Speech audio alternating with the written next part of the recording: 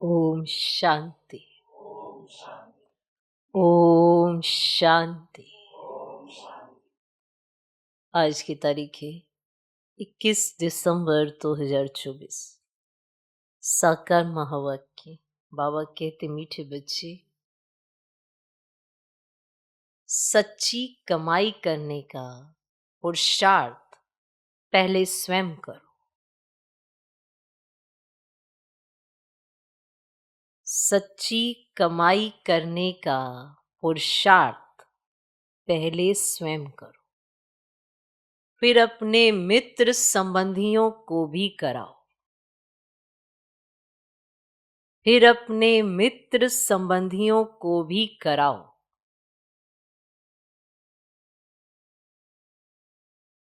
Charity begins at home. Charity begins at home. बाबा कहते मीठे बच्चे, सच्ची कमाई करने का पुरुषार्थ पहले स्वयं करो, फिर अपने मित्र संबंधियों को भी कराओ। Charity begins at home. आज का प्रश्न, सुख अथवा चैन प्राप्त करने की विधि क्या है? सुख अथवा चैन प्राप्त करने की विधि क्या है?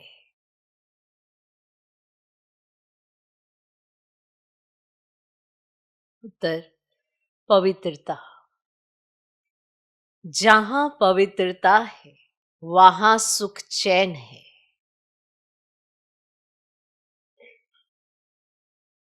बाप पवित्र दुनिया सत्य की स्थापना करते हैं, वहां विकार होते नहीं। बाप पवित्र दुनिया सत्य की स्थापना करते हैं, वहां विकार होते नहीं। जो देवताओं के पुजारी हैं वे कभी ऐसा प्रश्न नहीं कर सकते कि विकारों बिगर दुनिया कैसे चलेगी। जो देवताओं के पुजारी हैं वे कभी ऐसा प्रश्न नहीं कर सकते कि विकारों बिगर दुनिया कैसे चलेगी। अभी तुम्हें चैन की दुनिया में चलना है। अभी तुम्हें चैन की दुनिया में चलना है, इसीलिए इस पतित दुनिया को भूलना है। इसलिए इस पतित दुनिया को भूलना है। शांति धाम और सुखधाम को याद करना है। शांति धाम और सुखधाम को याद करना है। तो सुख अथवा चैन प्राप्त करने की विधि क्या है? उत्तर, पवित्रता। जहां पवित्रता है वहां सुख चैन है। बाप पवित्र दुनिया सत्य की स्थापना करते हैं, वहां विकार होते नहीं। जो देवताओं के पुजारी हैं वे कभी ऐसा प्रश्न नहीं कर सकते कि विकारों बिगर दुनिया कैसे चलेगी। अभी तुम्हें चैन की दुनिया में चलना है, इसलिए इस पतित दुनिया को भूलना है। शांति धाम और सुखधाम को याद करना है। ओम शांति। ओम शांति का अर्थ तो बच्चों को समझाया हुआ है। शिव बाबा भी ओम शांति कह सकते हैं तो सालिग्राम बच्चे भी कह सकते हैं। आत्मा कहती है ओम शांति। Son of silence father. Son of silence father. शांति के लिए जंगल आदि में जाकर कोई उपाय नहीं किया जाता। आत्मा तो है ही साइलेंस, फिर उपाय क्या करना है ये बाप बैठ समझाते हैं।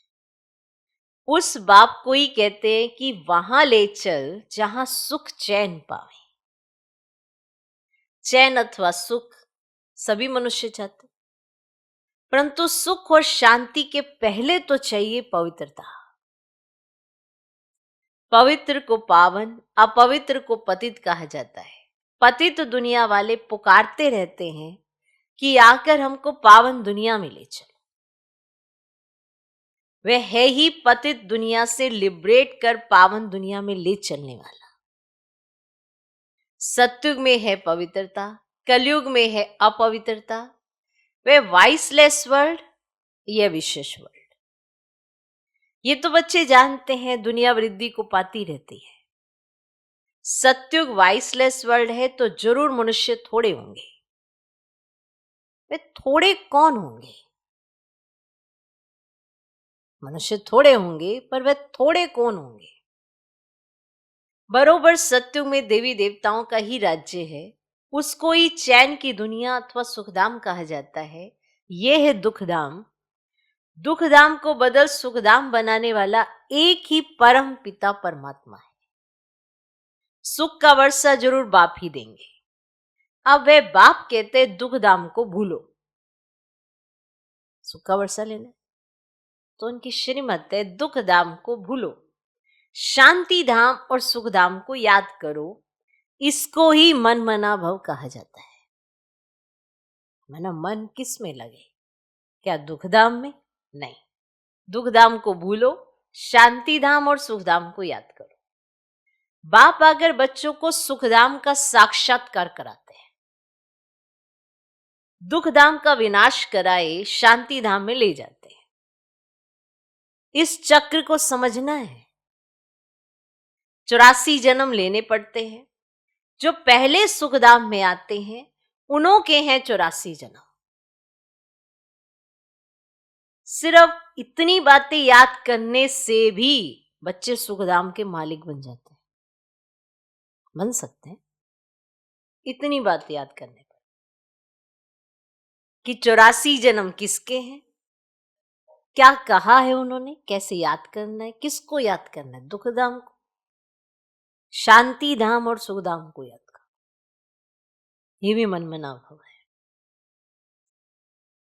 जो पहले सुखधाम में आते हैं उन्हों के हैं 84 जन्म। सिर्फ इतनी बातें याद करने से भी बच्चे सुखधाम के मालिक बन सकते हैं। अगर याद रहेगा कि भगवान ने किसको याद करने के लिए कहा है, तो अगर वो उसका कहना मानेंगे तो भी सुखधाम के मालिक बन सकते हैं।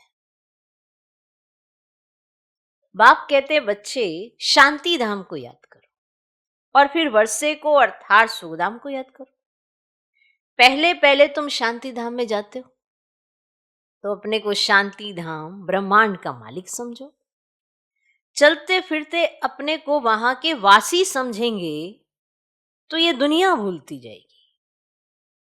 हम कोशिश करते हैं ये दुनिया भूलें, पर अगर किसी चीज को भूलने की कोशिश करेंगे तो वो भूलती नहीं है।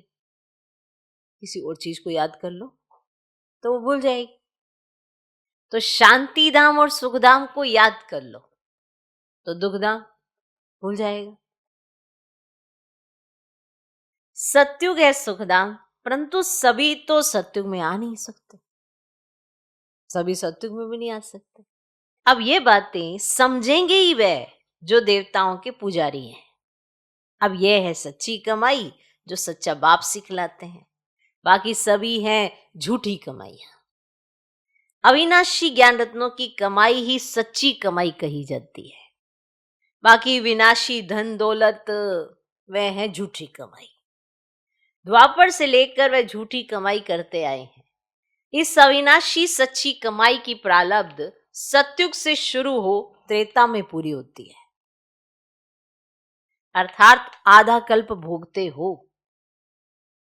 फिर बाद में झूठी कमाई शुरू होती है जिससे अल्पकाल क्षण भंगुर सुख मिलता है। ये अविनाशी ज्ञान रतन ज्ञान सागर ही देते हैं। सच्ची कमाई सच्चा बाप कराते हैं। भारत सचखंड था, भारत ही अब झूठ खंड बना है और खंडों को सचखंड झूठ खंड नहीं कहा जाता है। सचखंड बनाने वाला बादशाह ट्रुथ वह है। सच्चा है एक गॉडफादर, बाकी है झूठे फादर। सतयुग में भी सच्चे फादर मिलते हैं क्योंकि वहां झूठ पाप होता नहीं। अब यह है ही पाप आत्माओं की दुनिया, वह है पुण्य आत्माओं की दुनिया। तो अब इस सच्ची कमाई के लिए कितना पुरुषार्थ करना चाहिए। जिन्होंने कल पहले कमाई की है वही करेंगे।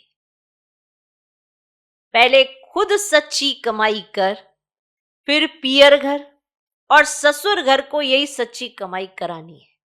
Charity begins at home.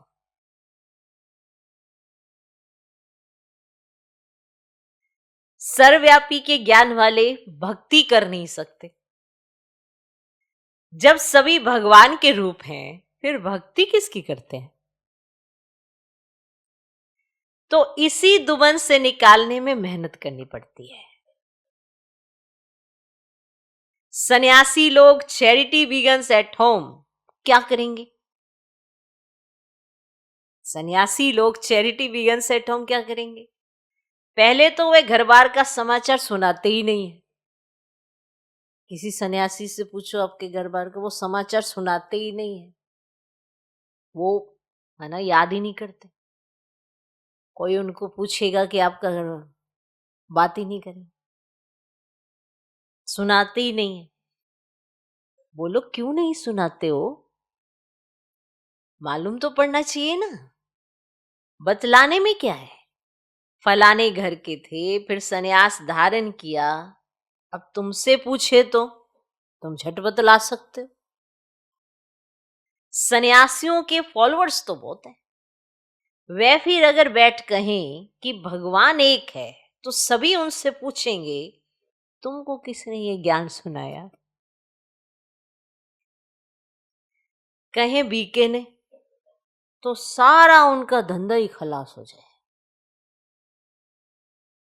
ऐसे कौन अपनी इज्जत गंवाएंगे? फिर कोई खाना भी ना दे। इसलिए सन्यासियों के लिए तो बहुत मुश्किल है। पहले तो अपने मित्र संबंधियों को ज्ञान दे, सच्ची कमाई करानी पड़े, जिससे वे 21 जन्म सुख पावे। बात है बहुत सहज, परंतु ड्रामा में इतने शास्त्र मंदिर आदि बनने की भी नूंद है। पतित दुनिया में रहने वाले कहते हैं अब पावन दुनिया में ले चलो। सत्युग को 5000 वर्ष हुए, उन्होंने तो कलयुग की आयु ही लाखों वर्ष कह दी है।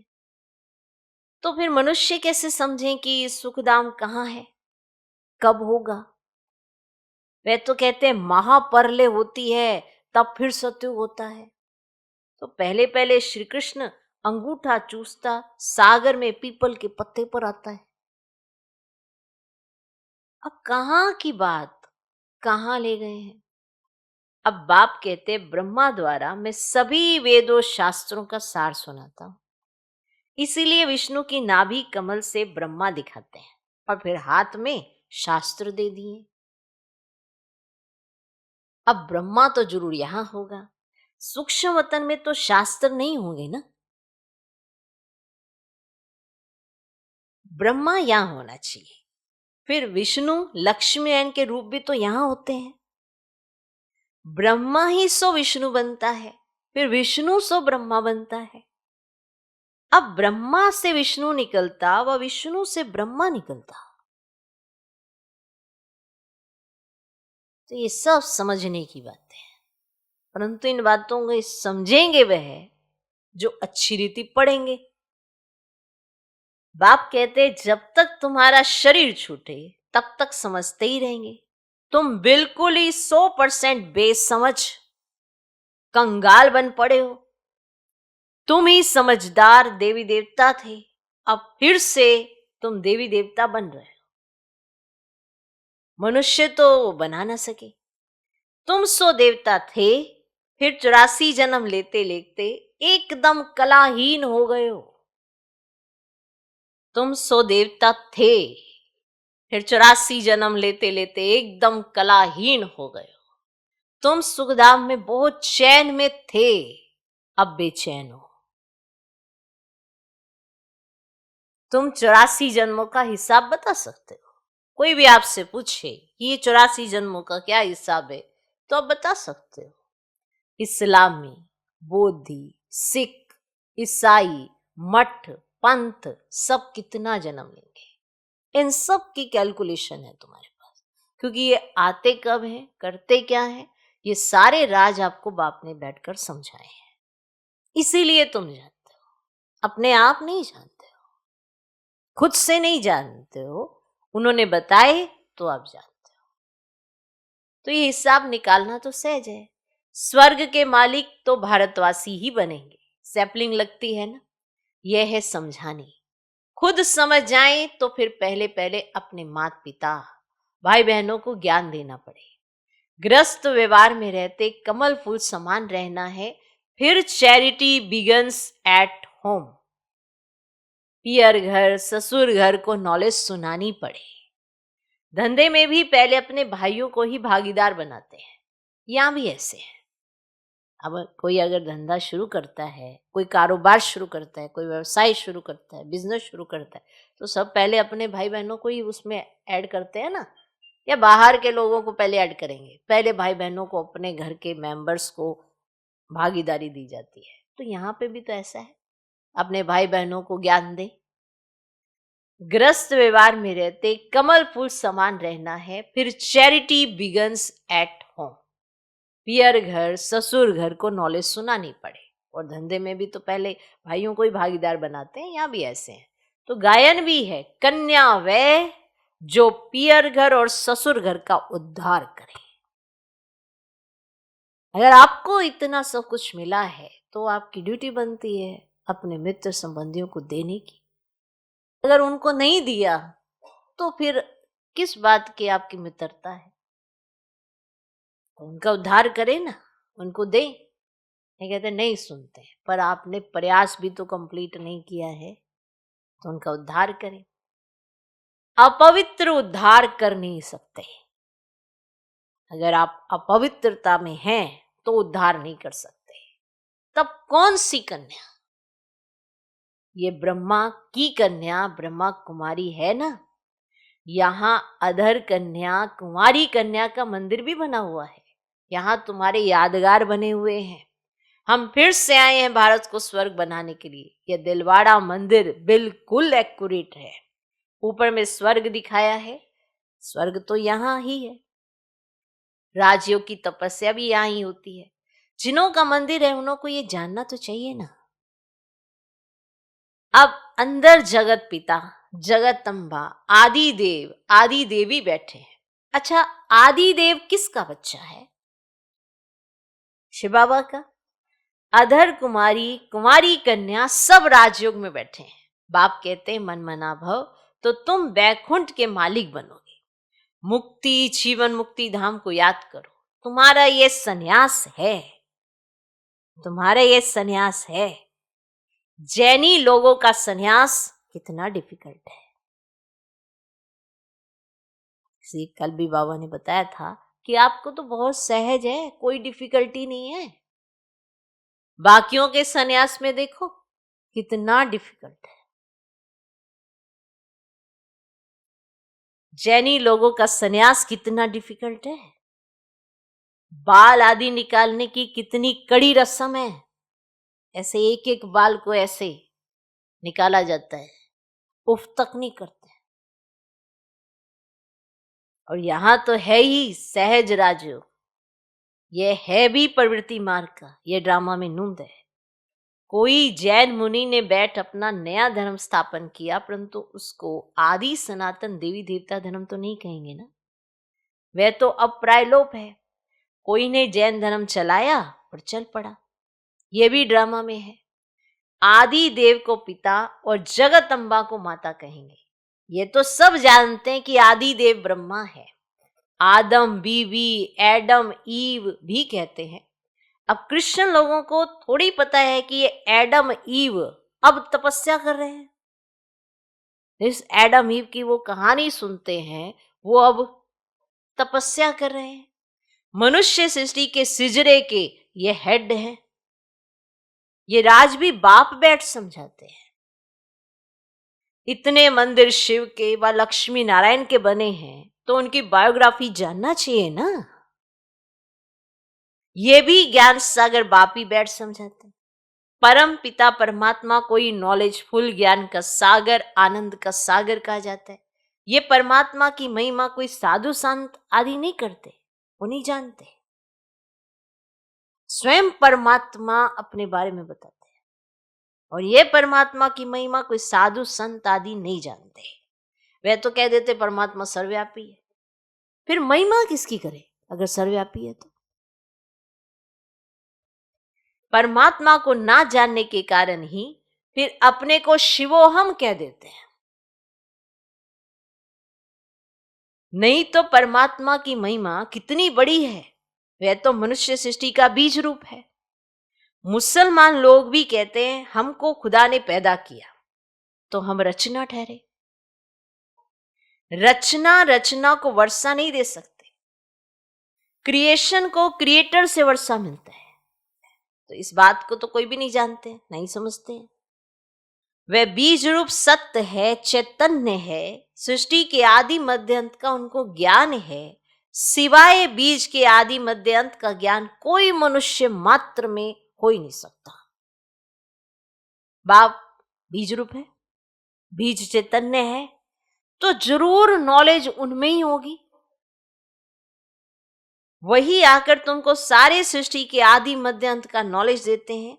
ये भी बोर्ड लगा देना चाहिए कि इस चक्र को जानने से तुम सत्यु के चक्रवर्ती राजा अथवा स्वर्ग के राजा बन जाएंगे। कितनी सहज बात है।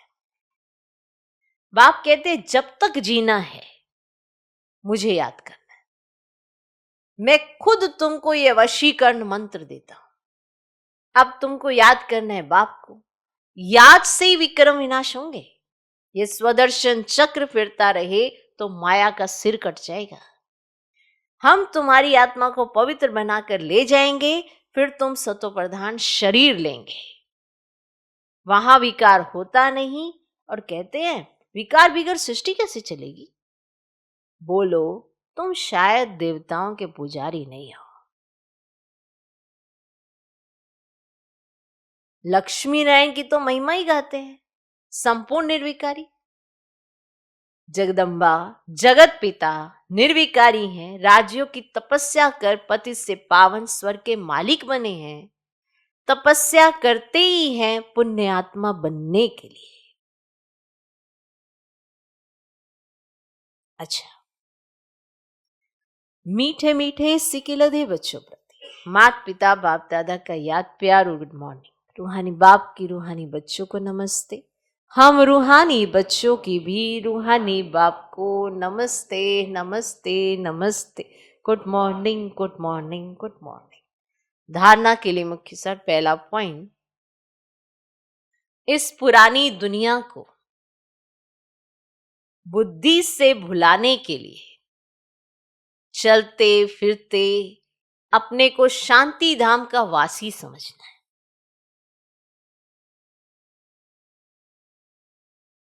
इस पुरानी दुनिया को बुद्धि से भुलाने के लिए चलते फिरते अपने को शांति धाम का वासी समझना है। शांति धाम और सुख धाम को याद कर सच्ची कमाई करनी है और दूसरों को भी करानी है।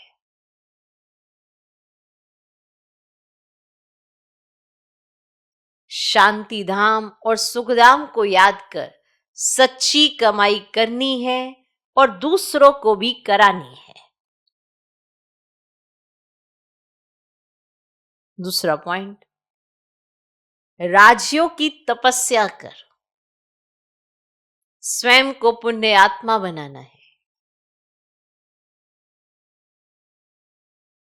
राज्यों की तपस्या कर स्वयं को पुण्य आत्मा बनाना है।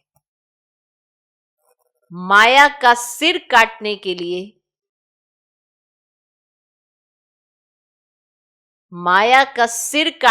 लिए स्वदर्शन चक्र सदा फिरता रहे। माया का सिर काटने के लिए स्वदर्शन चक्र सदा फिरता रहे। आज का वरदान, संपन्नता द्वारा सदा संतुष्टता का अनुभव करने वाले संपत्तिवान भव। संपन्नता द्वारा सदा संतुष्टता का अनुभव करने वाले संपत्तिवान भव।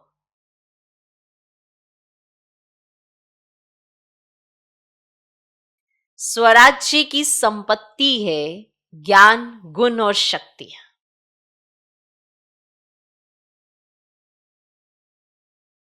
जो इन सर्व संपत्तियों से संपन्न स्वराज्य अधिकारी है वह सदा संतुष्ट है। उनके पास अप्राप्ति का नामो निशान नहीं। हद के इच्छाओं की अविद्या, इसको कहा जाता है संपत्तिवान। हद की इच्छाओं की अविद्या, ना कोई इच्छा ही नहीं है, ना तो कोई चीज अच्छी लगती है ना उस चीज की इच्छा है। एक बाप के सिवाय कुछ नहीं चाहिए। तो जो बाप का बन गया उसके पास हर चीज अपने आप आती है, लेकिन अगर आप चीजों के पीछे भागेंगे तो बाप से तो जरूर दूर हो जाएंगे। तो हद की इच्छाओं की अविद्या, इसको कहा जाता है संपत्तिवान। वे सदा दाता होंगे, मंगता नहीं। वे सदा दाता होंगे, मंगता नहीं। वे अखंड सुख शांति में स्वराज्य के अधिकारी होते हैं। किसी भी प्रकार की परिस्थिति उनके अखंड शांति को खंडित नहीं कर सकती। किसी भी प्रकार की परिस्थिति उनकी अखंड शांति को खंडित नहीं कर सकती। अखंड शांति क्या होती है? कोई भी परिस्थिति हो, हलचल में ना आए। हलचल जो अपनी बुद्धि को मना एकदम अनस्टेबल कर दे, पता ही नहीं है कब कहाँ क्या करें, ऐसे मुंह जैसे रहें, अलबेलापन आ जाए, आलस हावी हो जाए, ये सब स्थिति बिगड़ने की निशानी है। तो किसी भी प्रकार की परिस्थिति उनके अखंड शांति को खंडित नहीं कर सकती। अखंड शांति शब्द कितना अच्छा है।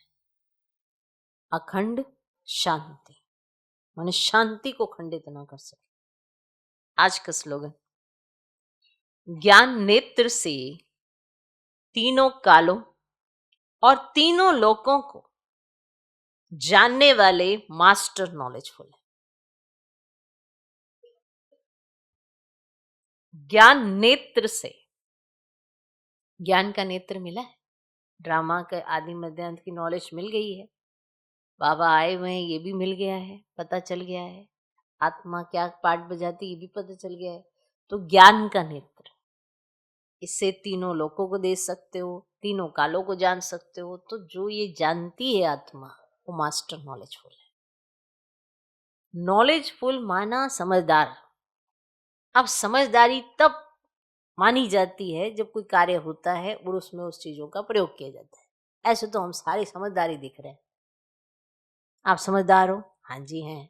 लेकिन जब भी कोई सिचुएशन होती है उसमें आपकी समझदारी लॉक हो जाए, कोई और ही चुरा के बैठ जाए, तो फिर उसे समझदार थोड़ा कहेंगे।